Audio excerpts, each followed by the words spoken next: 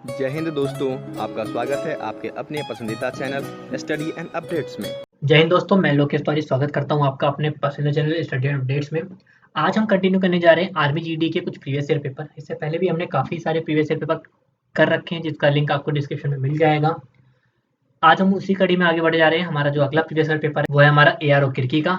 ये पेपर कब का है? ये पेपर आपका 27 दिसंबर 2020 का पेपर है ये आपका।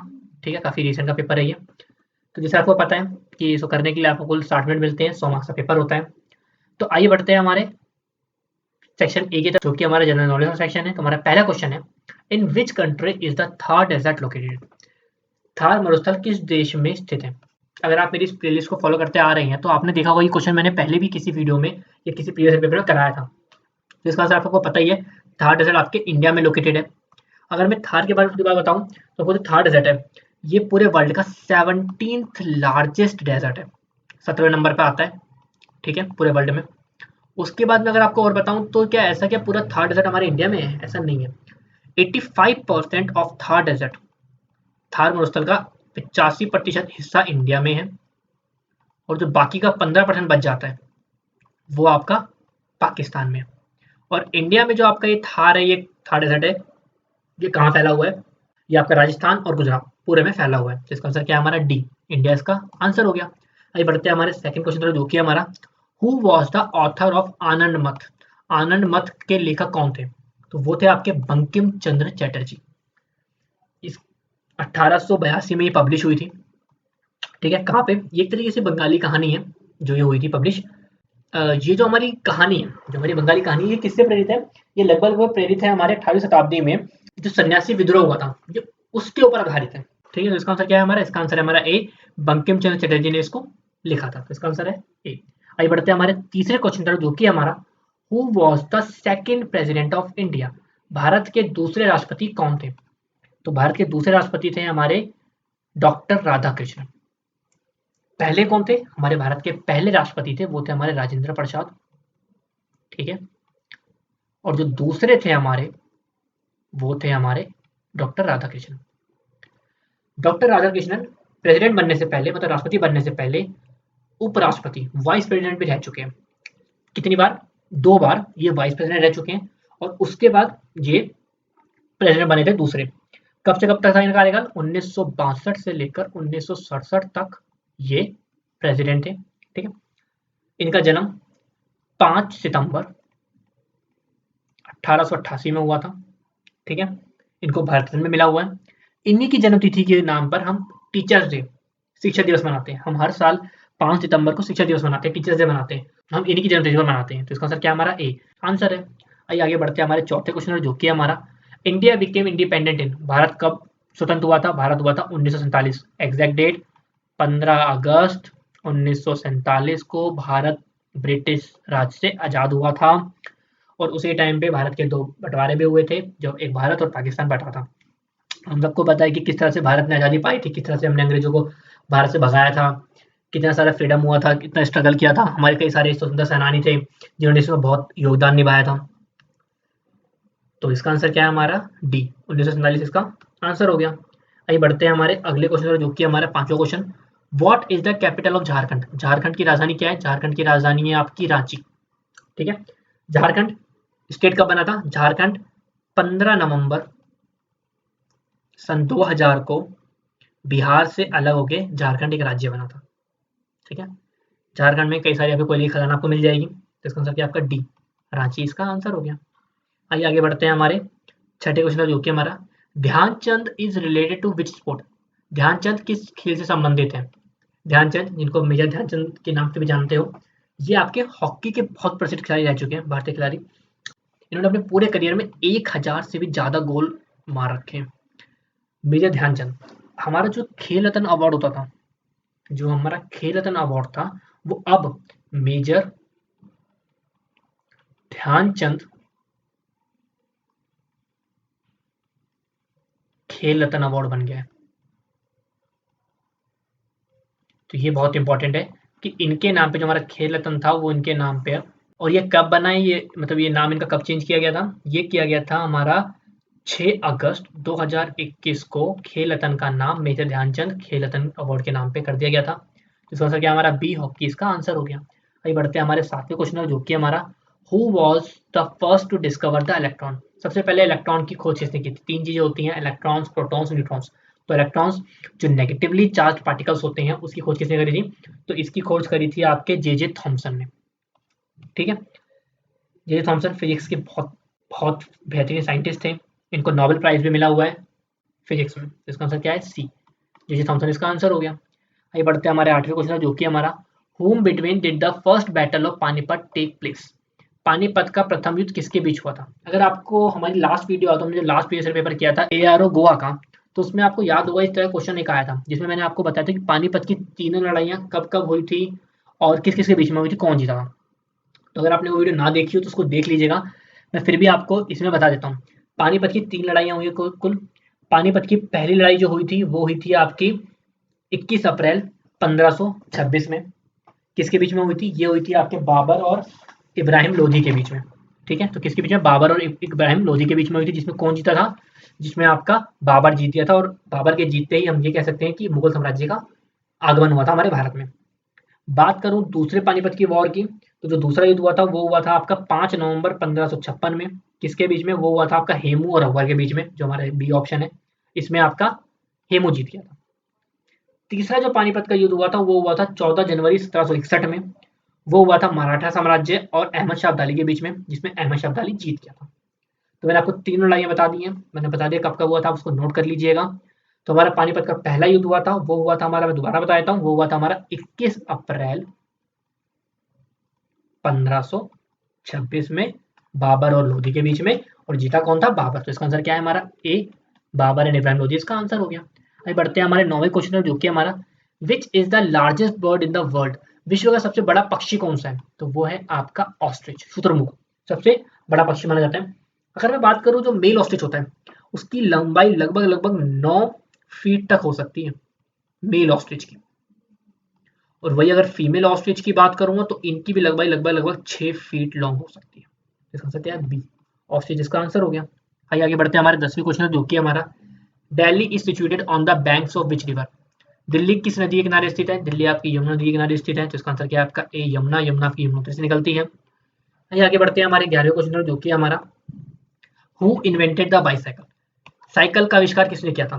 देखिए साइकिल का जो आविष्कार था वो होता बैरन कार्ल वॉन डेर्स ने। इन्होंने कहा जी जब शुरुआत में साइकिल का आविष्कार हुआ था उसमें पैडल नहीं थे। ठीक है, ये एक तरह से फट्टे सा लकड़ी का कुछ हिस्सा था जिससे चलती थी ये।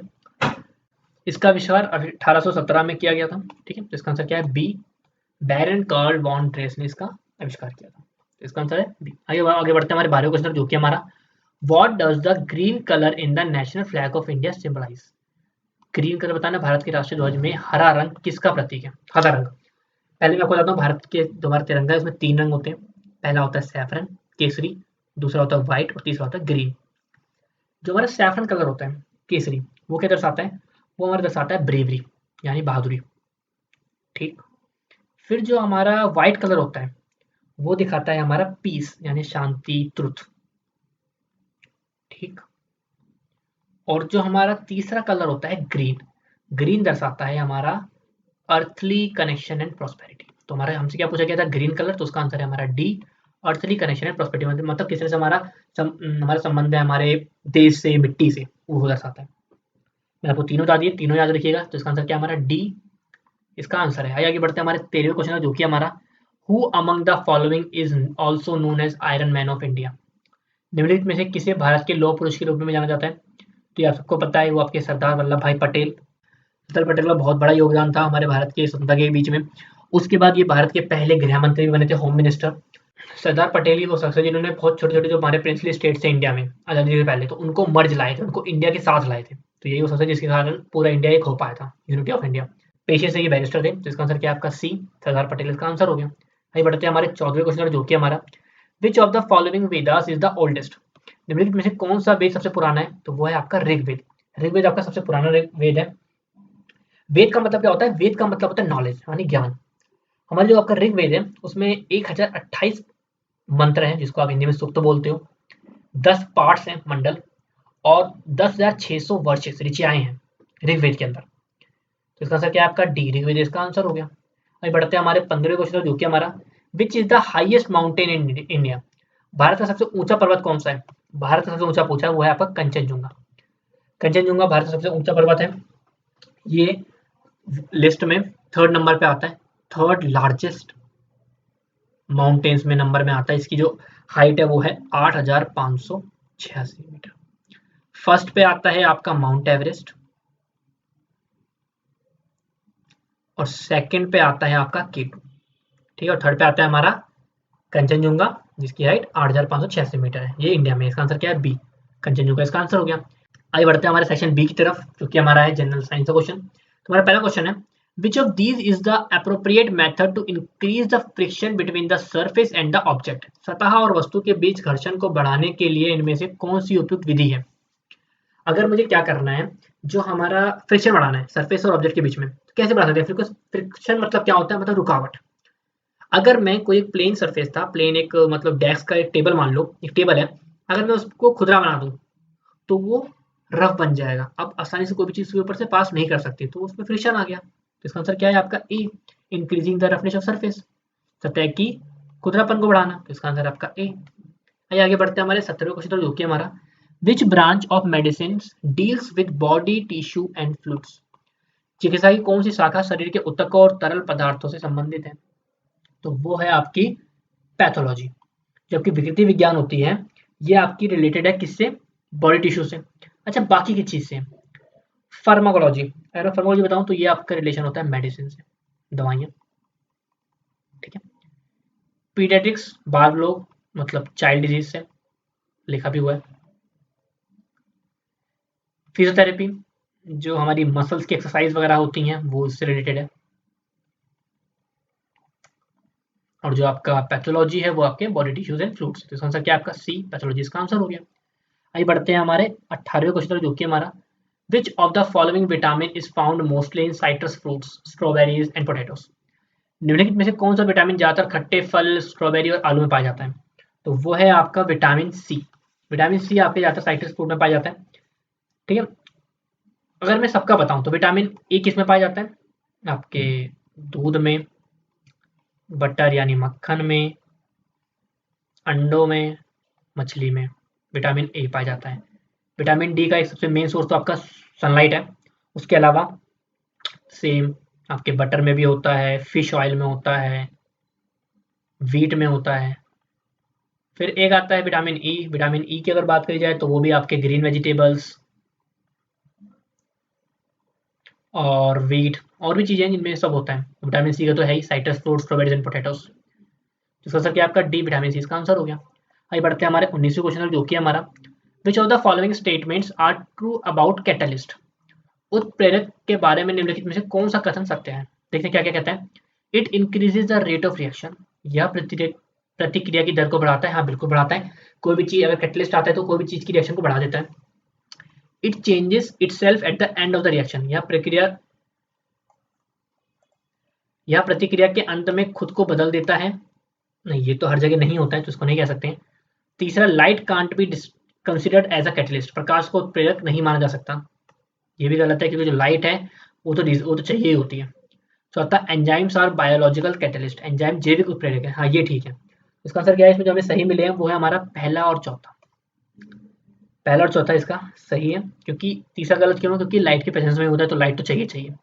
इसका आंसर क्या हुआ? सी, 1 एंड 4 इसका आंसर हो गया। आइए बढ़ते हैं हमारे 20वें क्वेश्चन जो कि हमारा which of the following is an example of invertebrate animals. निम्नलिखित में से कौन अकशेरुकी जंतुओं का उदाहरण है? मतलब जिनमें जिनके अंदर रीढ़ की हड्डी नहीं होती है, इनवर्टिब्रे। तो वो आपके होते हैं अर्थवॉर्म्स एंड लीचेस, केंचुए एंड जोक, इनके अंदर रीढ़ की हड्डी नहीं होती है। तो इसका आंसर क्या है आपका बी, अर्थवॉर्म एंड लीचेस इसका आंसर हो गया।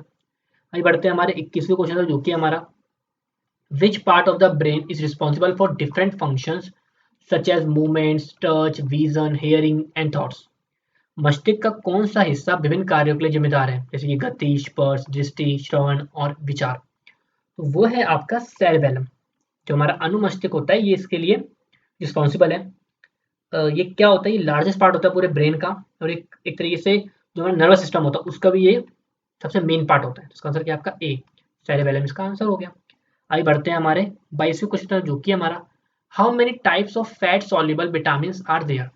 वसा में घुलनशील विटामिन कितने प्रकार के होते हैं? तो वो होते हैं आपके 4 प्रकार के।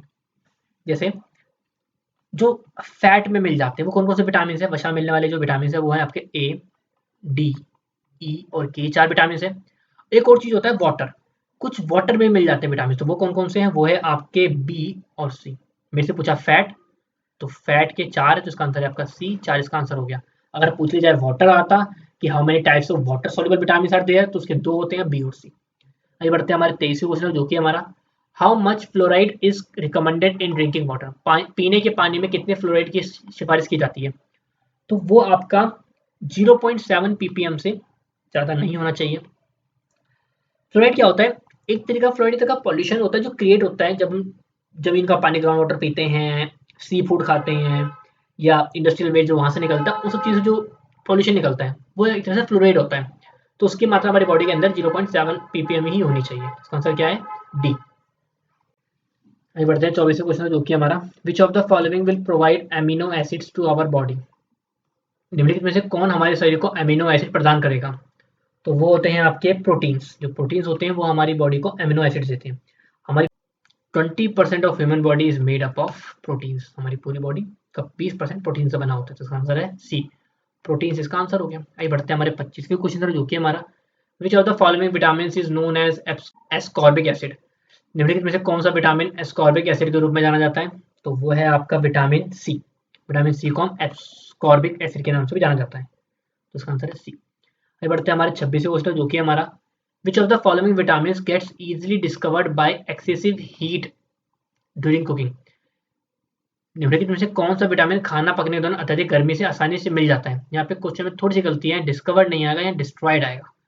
मतलब ऐसा कौन सा विटामिन है जो आसानी से डिस्ट्रॉयड हो जाता है, डिस्ट्रॉय हो जाता है अगर हम उसको ज़्यादा हीट कर दे तो वो है आपका विटामिन सी। विटामिन सी अकेला नहीं है, विटामिन सी और विटामिन बी दोनों ऐसे विटामिन हैं जो अगर ज़्यादा आंच पे दे दोगे, ज़्यादा पका दोगे तो वो खत्म हो जाते हैं। तो इसका आंसर है आपका सी, विटामिन सी इसका आंसर हो गया। आइए बढ़ते हैं हमारे 27वें क्वेश्चन जो कि हमारा at what temperature does water have maximum density, तो 4 डिग्री सेल्सियस जो होता है यहाँ पे सबसे ज़्यादा डेंसिटी होती है। It is basically due to molecular structure of water, जो वाटर का मॉलिक्यूलर स्ट्रक्चर होता है उसकी वजह से ये होता है। तो इसका आंसर है सी, 4 डिग्री सेल्सियस का आंसर हो गया। आगे बढ़ते हैं हमारा 28वां क्वेश्चन जो कि हमारा the pH of a salt formed between a weak acid and a strong base is, दुर्बल अम्ल और प्रबल क्षार के बीच बनने वाले लवण का पीएच क्या होता है? वो होता है हमारा, बोला क्या गया है, वीक एसिड, मतलब एसिड वीक है और स्ट्रॉन्ग बेस है। तो अगर एसिड वीक है और स्ट्रॉन्ग बेस स्ट्रॉन्ग है तो देखिए क्या होता है, 0 से 7 के बीच में होता है एसिड, 7 से 14 के बीच में होता है बेस और 7 होता है न्यूट्रल। ठीक है, ये होता है न्यूट्रल। इसलिए बोला एसिड तो आपका वीक है और जो आपका बेस है वो है आपका स्ट्रॉन्ग, तो इसका मतलब है वो बनेगा 7 से बड़ा। तो 7 से बड़ा कौन सा है? वो है आपका 10, तो इसका डी, 10 इसका आंसर हो गया। आगे बढ़ते हैं हमारा 29वां क्वेश्चन जो कि हमारा which of the following is a source of oxalic acid, निम्नलिखित में से कौन ऑक्सैलिक अम्ल का स्रोत है? तो वो होता है आपके टोमेटो। टमाटर में ऑक्सैलिक एसिड पाया जाता है। ऑक्सैलिक एसिड जो होता है आपका कलरलेस होता है, क्रिस्टलाइन होता है, टॉक्सिक ऑर्गेनिक कंपाउंड्स भी होते हैं, तो इसका आंसर आपका डी, टोमेटो इसका आंसर हो गया। आगे बढ़ते हैं हमारे 30वें क्वेश्चन जो कि हमारे जनरल साइंस का आखिरी क्वेश्चन है उसकी तरफ। Intermixing of particles of two different types of matter on their own is called, दो अलग अलग प्रकार के पदार्थों के कणों को अपने आप आपस में मिलना क्या कहलाता है? वो कहलाता है डिफ्यूजन। डिफ्यूजन क्या होता है? जैसे कि अब मैं आपको एग्जांपल देता हूँ, इंक और वाटर, जब आप इंक को और वाटर को मिलाते हो तो क्या होता है, दोनों आपस में मिल जाते हैं, एक एक चीज मिल जाती है, तो इसका आंसर क्या है? सी, डिफ्यूजन इसका आंसर है। तो यह हमारा सेक्शन बी जनरल साइंस खत्म होता है। आइए बढ़ते हैं हमारे सेक्शन सी की तरफ जो कि हमारा है मैथमेटिक्स। तो हमारा पहला क्वेश्चन है a man puts 10% of his salary in GPF if his total monthly salary after giving GPF is 13,500, then what will be his monthly GPF? एक आदमी अपने वेतन का 10% जीपीएफ में डालता है। अगर जीपीएफ देने के बाद उसका कुल मासिक वेतन 13,500 है तो उसका मासिक जीपीएफ क्या होगा? देखो उसे 10% तो दे दिया, तो कितना परसेंट बचा? 90%। तो उसकी टोटल जो सैलरी हो गई, मैंने माना जो उसकी सैलरी है वो हो गई एक्स, उसने 10% दे दिया, तो 90% जो एक्स बचा है वो है आपका 13,500। तो निकाल लेते हैं एक्स की वैल्यू क्या हो जाएगी, तो 90 बट्टे पे 100 गुने पे एक्स बराबर पे 13,500। x की वैल्यू हो जाएगी 13,500 गुने पे 100 बट्टे पे 90।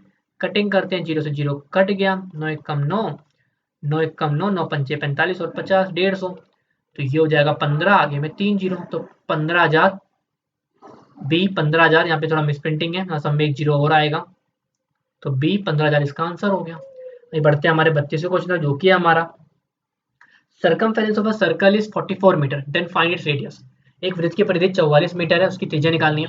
वृत्त की परिधि क्या होती है, वो होती है 2 पाई आर, दे रखा है 44 बराबर 2 पाई आर, पाई की वैल्यू 22/7, आर निकालना है तो आर की वैल्यू हो जाएगी 44 गुने में 7 बट्टे पे 2 गुना 22, 22 से कम 22, 22 दूनी 44, 2 से 2 कट गया, आंसर आया 7, तो इसका आंसर क्या है बी, 7 मीटर इसका आंसर हो गया। आइए बढ़ते हैं हमारे 33वें क्वेश्चन, जो कि हमारा find the value of, value निकालनी है आपको किसकी।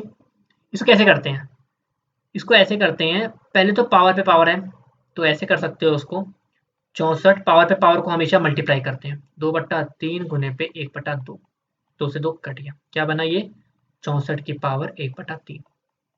64 किसी की पावर है, हाँ ये 4 की पावर 3 है, 4 चौक 16 चौक 64, तो उसकी पावर 1/3, मतलब 4, 3 गुना 1/3 से 3 कटेगा, क्या आंसर आएगा 4, तो इसका आंसर क्या है ए, 4 इसका आंसर हो गया। आइए बढ़ते हैं हमारे 34वें क्वेश्चन, जो कि हमारा if the cost of 950 kg mango is Rs 38,000 then find the cost of 555 kg mangoes।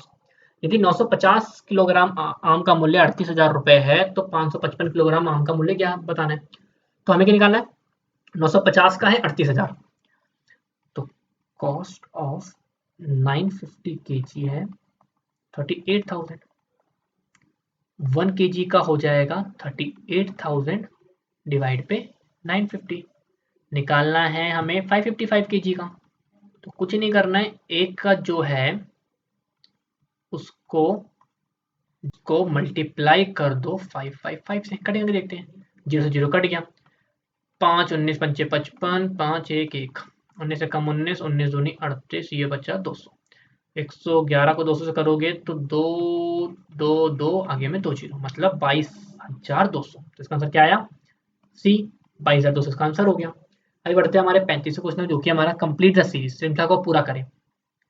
4 9 16 25, तो 4 माने 2 का स्क्वायर, 9 माने 3 का स्क्वायर, 16 माने 4 का स्क्वायर, 25 माने 5 का स्क्वायर, अगला क्या होगा 6 का स्क्वायर माने 36, तो इसका आंसर क्या है डी, 36 का आंसर हो गया। आगे बढ़ते हैं हमारे 36वें क्वेश्चन, जो कि हमारा फाइंड द स्क्वायर ऑफ 212 का स्क्वायर निकालना है। देखो 212 का निकालना है स्क्वायर, इसको मैं ऐसे लिख सकता हूँ ना, 200 प्लस 12 का होल स्क्वायर, ये क्या हो रहा है ए प्लस बी का होल स्क्वायर, तो अगर मुझे ए प्लस बी का होल स्क्वायर का फॉर्मूला होता है तो वो क्या होता है ए स्क्वायर प्लस में 2ab प्लस में बी स्क्वायर, ए मतलब 200 का स्क्वायर प्लस में 2 गुना 200 गुना 12 प्लस में 12 का स्क्वायर, तो ये होता है 2 दूनी 4, आगे में 4 जीरो, ये होगा 12 दूनी 24 दूनी 4800 और ये होगा 144, इनको ऐड करोगे तो इनको ऐड करने पर जो आपका आंसर आएगा वो आएगा 44944, तो इसका आंसर क्या है डी, 44944 इसका आंसर हो गया। आइए बढ़ते हैं हमारे 37वें क्वेश्चन, जो कि हमारा if the product of two number is 4725 and the HCF is 15 then what will be the LCM. Simple सा क्वेश्चन है, हमें निकालना है एलसीएम, तो एलसीएम इनटू में एचसीएफ होता है product of two numbers, LCM निकालना है, एचसीएफ दे रखा है, तो एलसीएम गुने पे 15 बराबर पे 4725, तो एलसीएम की वैल्यू हो जाएगी 4725 बट्टे पे 15, 15 तिया 45, 15 कम 15, 15 बजे 75, तो इतना आंसर आया बी, 315 इसका आंसर हो गया। आइए बढ़ते हैं हमारे 38वें क्वेश्चन, जो कि हमारा अ train travels at a speed of 75 kilometre per hour, how many kilometres will it cover in 15 minutes. एक ट्रेन 75 किलोमीटर प्रति घंटे की गति से यात्रा करती है तो 15 मिनट में कितने किलोमीटर की दूरी तय करेगी। स्पीड है 75 किलोमीटर पर आवर, टाइम दे रखा है 15 मिनट का, निकालना क्या है डिस्टेंस।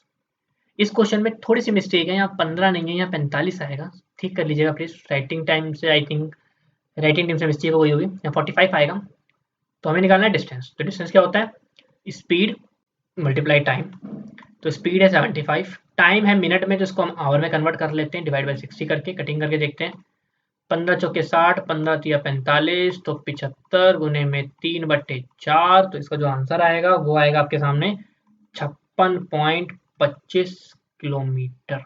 तो सी इसका आंसर हो गया। आगे बढ़ते हैं हमारे 39वें क्वेश्चन में, जो कि हमारा if r plus s is equal to -8, r into s is equal to -12, then find the value of r square plus s square। देखिए r plus s is equal to -8, मैं काम कर सकता हूँ इसका होल स्क्वायर निकाल लूँ। क्या आंसर आया देखते हैं। ये हो गया r square plus s square plus पे 2r s, ये हो गया आपका 64। इसकी वैल्यू तो मुझे निकालनी है, तो इसको तो ऐसे ऐसा छोड़ दो।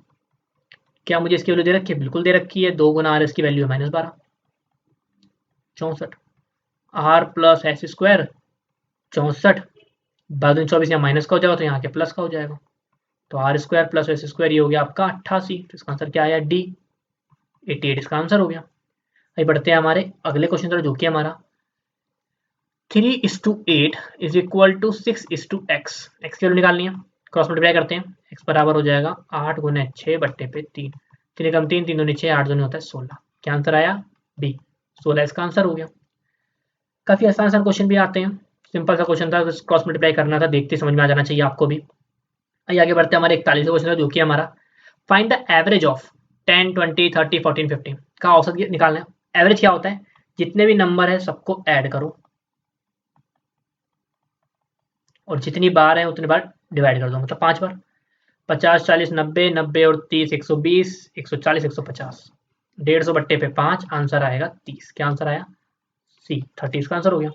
आइए बढ़ते हैं हमारे 42वां क्वेश्चन, जो कि हमारा 45% of 640 plus 64% of 450 is equal to dash percent of 1450। Question कहते हैं 45/100 मतलब 45% ऑफ 640 प्लस में 64/100 मतलब 64% of 450 is equal to x upon 100 into पे 1450। निकाल के देखते हैं क्या आंसर आएगा। 0 से 0 काटा, 0 से 0 काटा, 5 2 जा 10, 5 9 जा 45, 2 1 जा 2, 32 2 जा 64, 9 2 जा 8, 9 3 जा 9 2 जा 18, 8 1 आ गया, 27 28 प्लस में 5 2 जा 10, 5 9 जा 45, 2 1 जा 2, 32, तो इसका भी आंसर मल्टीप्लाई करने पर 288 आएगा। इज इक्वल टू पे 0 to 0 कट गया, तो आंसर आया 144/10x।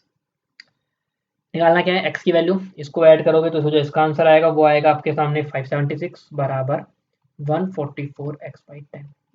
x निकालना है तो कैसे निकालेंगे? 576 इंटू में 10 अपॉन पे 144, कटिंग करोगे ये 4 बार में कट जाएगा, तो 4 10 जा 40, x की वैल्यू आ गई 40। तो क्या आंसर है? 40%, सी इसका आंसर हो गया। आगे बढ़ते हैं 43वां क्वेश्चन, जो कि हमारा if the simple interest in 3 years at 5% per annum is 180, then what will be the principal? यदि 3 वर्ष में 5% वार्षिक दर से साधारण ब्याज 180 है तो मूलधन क्या होगा? टाइम है हमारा 3 साल, रेट है हमारा 5% का, और जो हमारा SI है वो 180। निकालना क्या है? P। SI का फॉर्मूला होता है P into R into T by 100। SI है 180, P निकालना है, R है 5, टाइम है 3 बट्टे पे 100, ये हो जाएगा P बराबर हो जाएगा 180 गुने 100 बट्टे पे 5 गुना 3, 5 एकम 5, 20 पंचे 100, 3 एकम 3, 60 3 180, तो P की वैल्यू हो जाएगी 6 दूनी 12, 1200। कितने रुपए? डी, 1200 रुपए इसका आंसर हो गया। आगे बढ़ते हैं हमारे 44वें क्वेश्चन, जो कि हमारा find the area of a circle made of 1 metre long wire. 1 metre लंबे तार से बने वृत्त का क्षेत्रफल निकालना है। देखो 1 मीटर लॉन्ग वायर है, तो इसका मतलब वो है इसका सर्कमफेरेंस, ठीक है। तो C बराबर हो गया 1 मीटर। पहले निकालते हैं R की वैल्यू, 2 पाई R हो जाएगा 1, तो 2 इंटू में 22/7 इंटू में R बराबर हुआ 1, R की वैल्यू हो जाएगी 7 अपॉन पे 44 मीटर। निकालना क्या है? एरिया। चलो एरिया निकालते हैं। एरिया का फॉर्मूला होता है पाई आर स्क्वायर। पाई का बदले 22/7, R के बदले 7/44, 7/44, 7 से 7 कट गया, 22 एकम 22, 22 दूनी 44, क्या बचा? 7 बट्टे पे 88। तो ये तो मीटर में चल रहा है, तो हम एक काम करते हैं, मीटर स्क्वायर में नहीं है तो इसको हम पहले सेंटीमीटर में कन्वर्ट कर लेते हैं, क्योंकि ये सारा आंसर सेंटीमीटर में ही है, ठीक है। तो मीटर स्क्वायर सेंटीमीटर में कन्वर्ट करना है, तो इसको हम 2 बार 100 से गुना करेंगे, बट्टे पे आएगा 88, डिवाइड करोगे तो आंसर आ जाएगा 795.45 सेंटीमीटर, इसका आंसर हो गया, मीटर स्क्वायर। तो ये बी इसका आंसर हो गया। आइए आगे बढ़ते हैं हमारे 45वें क्वेश्चन, जो कि हमारा मैथमेटिक्स का आखिरी क्वेश्चन है उसकी तरफ। What will B come in the place of question mark? Question mark यहाँ पे है, इसका क्या आंसर आएगा? 145% ऑफ 700.05 प्लस में इसका मल्टीपल, तो 145 बट्टे पे 100 गुने पे 700 गुने 0.25, ये एक हो गया। प्लस में करना है 22.99 इंटू पे 15.5। सॉल्व करते हैं। 5 से काटोगे 20 पंचे 100, 5 से काटोगे 5 दूनी 10, 5 में 45, ठीक है। इनको मल्टीप्लाई करोगे, पूरा डिवाइड करके सॉल्व करोगे, तो जो इसका आंसर आएगा वो आएगा आपका 1015.725। इसको मल्टीप्लाई करो तो इसका आंसर जो आएगा वो आएगा 356.345। टोटल कर लो, इसका आंसर आएगा 1372.07। अप्रोक्सीमेटली लेकर आओगे तो वो इसका आंसर एग्जैक्ट ये मिल जाएगा। तो इसका आंसर क्या है? सी इसका आंसर हो गया। आइए हमारे अगले सेक्शन की तरफ बढ़ते हैं, जो कि हमारा आखिरी सेक्शन है जनरल इंटेलिजेंस का। तो हमारा 46वां क्वेश्चन है, in a certain code clock is coded as KCOLC in the same code language, how will steps be coded? Clock को क्या करा इन्होंने? सिंपल सा, काफी आसान कर रखा है इन्होंने, सिर्फ इन्होंने इसको उल्टा करके लिख दिया।